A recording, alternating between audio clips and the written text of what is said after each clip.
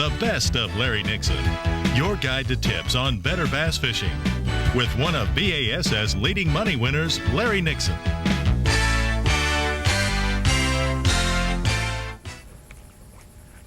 To learn how to fish a bait like this, you got to throw it. I mean, you need to throw it. It's a big bass bait. Catches good fish.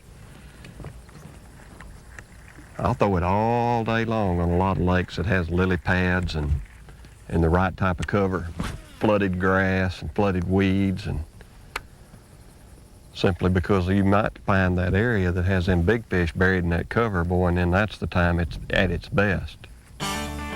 When fishing a lure such as the poppin' frog over heavy cover like grass, remember that early and late are probably the keys to success. However, when fishing cover like lily pads that fish can get up in or under as the sun gets higher, you may catch fish with this bait all day long.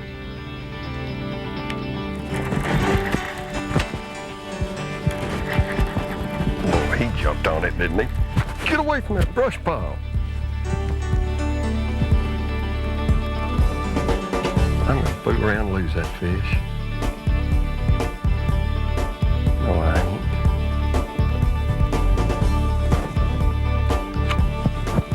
Oh, I'll just pull you up here and get you.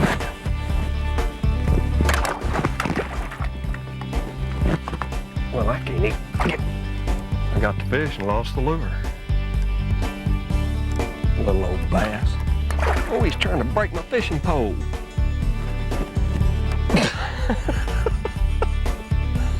Come here, I hold my bait back. Dadgummit. I'm just not having any luck here. Just not having any luck right now.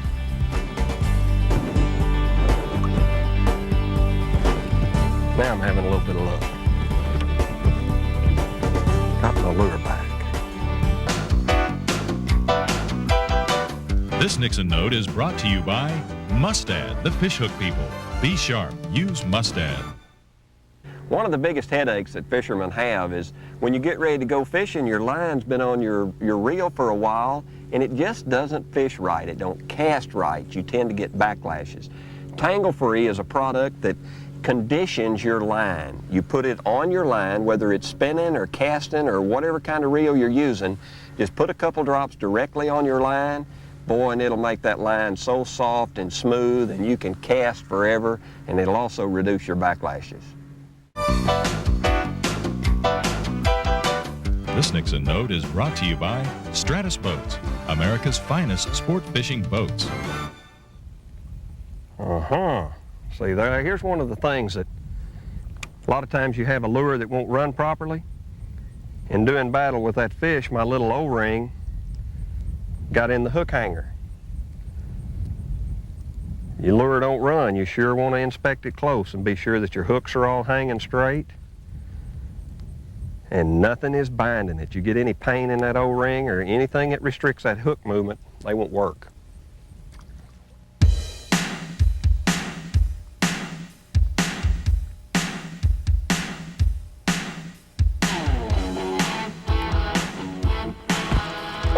There he goes, that thing. I believe that's a big fish there. That is a big fish. Golly bum, look at the size of this bass. Dadgum, I mean, he annihilated it.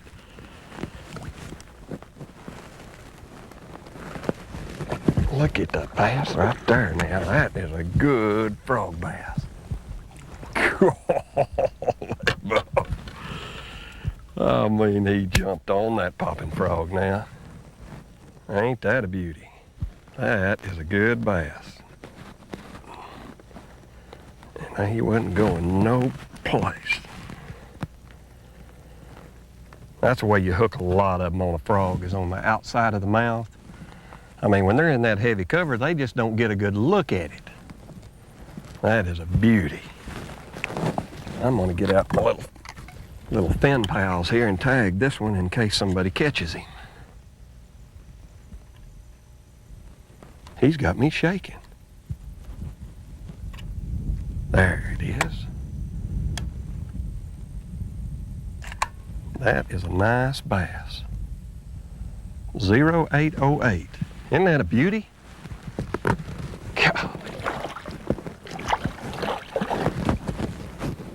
0808. 0808, about a 6-pounder on a popping frog. Real shallow, come out of this new grass. I'll send that information in later. Man, what a bass. That was fun. But when they're in that heavy cover, see, that's what this bait is designed for. When them fish are in that real thick stuff and there's no other lure will work, that's when the popping frog is the ticket. And you're going to miss a lot of fish on it. That's just the way frog fishing is. There ain't nothing you can do about it. They come up and they just get a leg or get a part of it and pull it down, and you think they've got it, and you set the hook and you don't get nothing but air. Now, one thing that will help is always run a trailer hook on there, because sometimes you'll catch them on it. In fact, probably, I would be willing to guess, probably 40 or 50% of them is going to be on that trailer hook. A lot more than I like to say. But that's just the way it is. That is one heck of a good bait. No fisherman should be without it, because, I mean, I might not pull my frog out over 2 or 3 times a year, and it's in areas that I can't fish anything else. A spinnerbait won't work, a buzzbait stays messed up. But when they want it and when you're in the right kind of water for it, you can't get a better bait. That's one of the things that the fisherman has to determine and let the bass tell you what to do every day. I mean, there's sometimes, it just seems like me personally, I get that bodily feel that they're not in a good mood, and it makes me slow down and barely work the bait a little softer. Then there's other times when boy, you really want to work him along. Put out a little bit more commotion, you know, it's by feel. If you feel like the fish are active, you work it faster. But if you feel like they're in a bad mood, or maybe you're not getting any bites, then try something different. Try working him a little bit slower. One of the keys to becoming a better bass fisherman is to learn to let the fish tell you how they want a bait presented on a given day. Try a variety of retrieves until you begin to have success. Then key in on the productive technique. This may help you have a better day. I just don't know how he missed that fish. He had it under the water. I could see it. Had it in his lips. And they were closed, by George. I got him that time. Him or a different one. Well, boy, you just didn't want to do much of nothing, did you? You knew I was going to turn you loose, huh? Yeah. I've seen a lot of weigh-ins. I'd like to carried you in there, young man.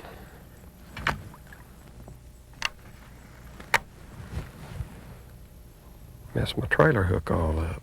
Yeah.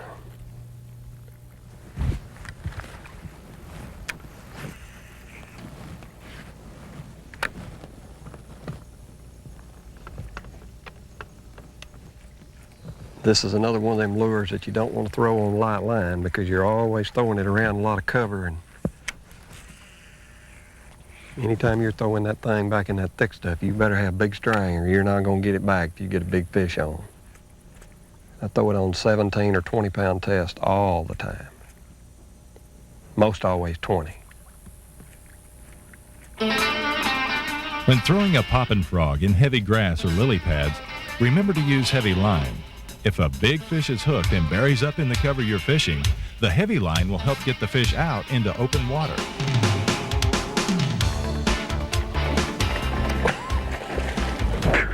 Holy Bob, that's a good fish.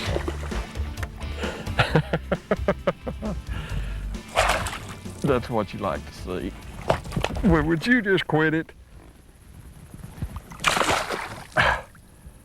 Boy, I'll tell you what, you are full of action, ain't you? That's a good fish. That's a good fish. Boy, and I mean, I got him with everything. Trailer hook, main hook, and the whole works. That's a good one.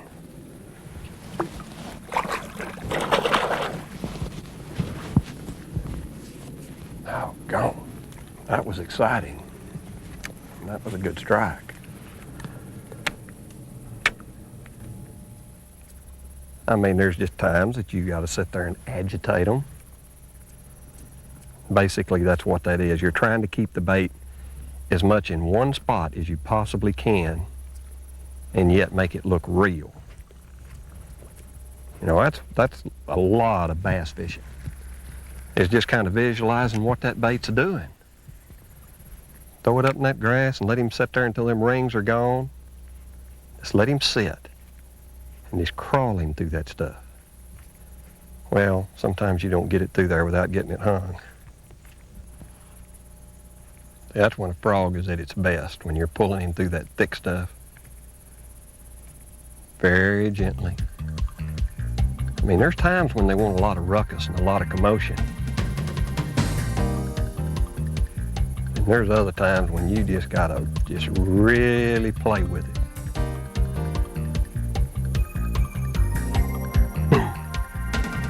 You're a cow.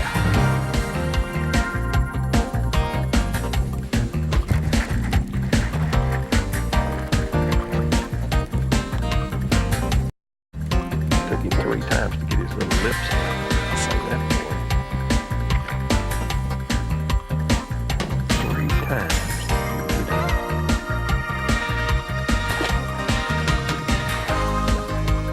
Well, I sure hope you enjoyed today's lesson, fishing a popping frog in that flooded grass. Remember to always match your lure to the conditions and the type of cover you're fishing.